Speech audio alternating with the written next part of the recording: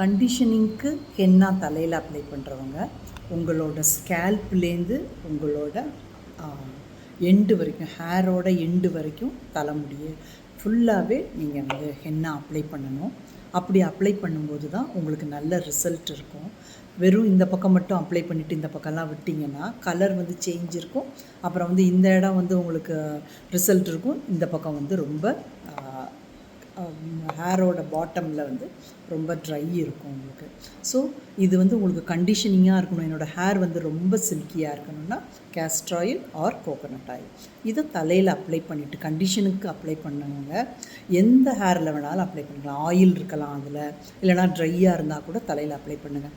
ஏன்னா இதில் நம்ம ஆயில் மிக்ஸ் பண்ணுறதுனால நீங்கள் வந்து கண்டிப்பாக வந்து ஷாம்பு போட்டு தான் வாஷ் பண்ணால் தான் உங்களுக்கு நல்லாயிருக்கும். இதை வந்து நீங்கள் வந்து எனக்கு அதில் வந்து உங்களுக்கு பெனிஃபிட் வந்து பாதி அளவுக்கு தான் கிடைக்கும் உங்களுக்கு.